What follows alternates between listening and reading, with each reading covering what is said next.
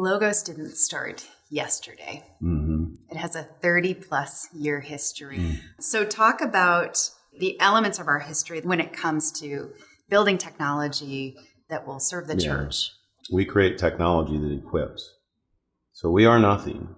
We are nothing if we cannot extend the impact of pastors, seminaries, divinity schools, colleges, churches, organizations that are parachurch. We're nothing unless we serve those individuals well and we extend the impact that they make in some way. Mm-hmm. We contribute to that in a positive manner.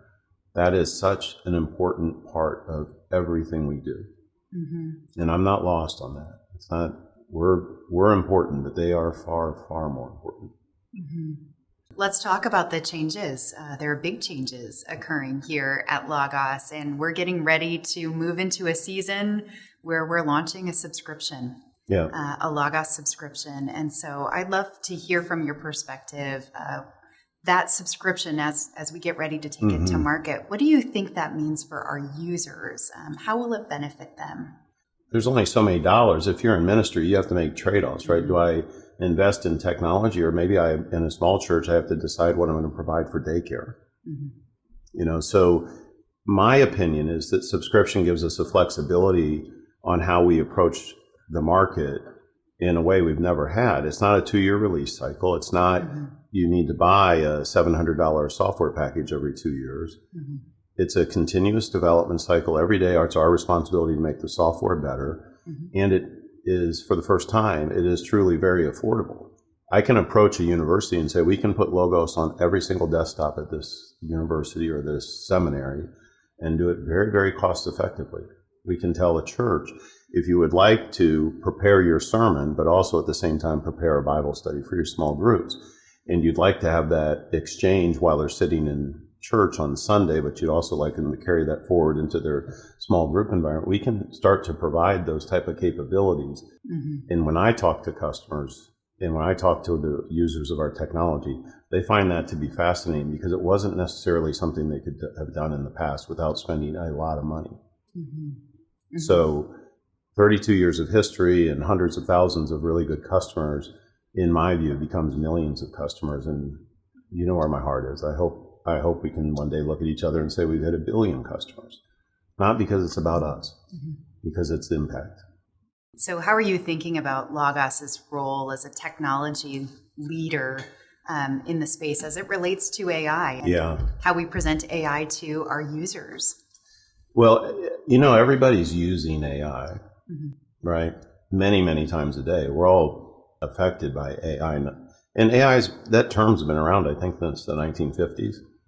But what's changed is the algorithmic processes where we can go and search across quantities of data that have never been imaginable to study and find trending in, or find data from that informs what you do next. We've never had that capability. But here's the thing about Logos. Our relationships with our users, it's a relationship that's predicated on trust. Mm-hmm. So the data sources that we use to explore AI need to be data sources that we know are trustworthy. And to me, that responsibility is huge for us.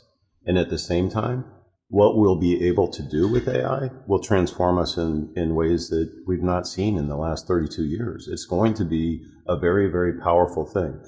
But with that comes a tremendous amount of responsibility to do it carefully. Here's the contrast. If I go to Google and I look up Ephesians chapter 6 and I ask for an explanation of it, I don't know the data sources that are being pulled from to provide an explanation of that chapter. If I go to Logos, I want to know that the data sources are trusted. And that's where Phil and John and our teams do a very good job trying to be responsible about AI.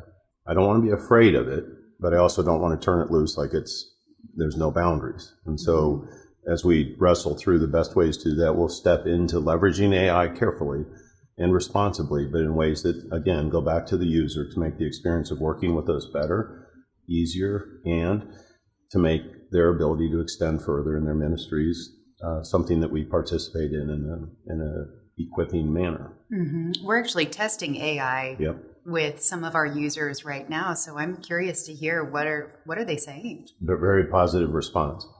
It's not good or bad. It's something that can be used. And I take more of a neutral position on that. Just let's do this the right way and listen to our customers about whether we're making a good impact there. What AI and large language models and ML will give us is a chance to take all of that heritage of who we have been, all the data, all the learnings that we have, and do our very, very best to make that more powerful yet again. And that more powerful is probably exponential in terms of how much it changes. It's not going to be incremental, it'll be exponential. So we have spent a lot of time internally working on an initiative to flatten the learning curve of Logos. Can you talk a little bit about what we're doing and what we hope to accomplish? Well, I hear two things consistently and almost everywhere I go. I love your product. It is hard to use. Helping that learning curve become simpler is the fullest way I think we can ensure that somebody's going to interact with our technology. And so as an initiative for the company, we're trying to take that on real time. That's right now in front of us. And I think our users expect that. We get to stand on the shoulders of Bob and his brother and his father and Kiernan. We have to stand on their shoulders and honor what has been built. And at the same time, as we think about scaling the business, we have to improve in areas that Bob would, of course, say, let's improve here and there. And to me, it's a great privilege. It's just a great privilege to be able to be a part of what he started.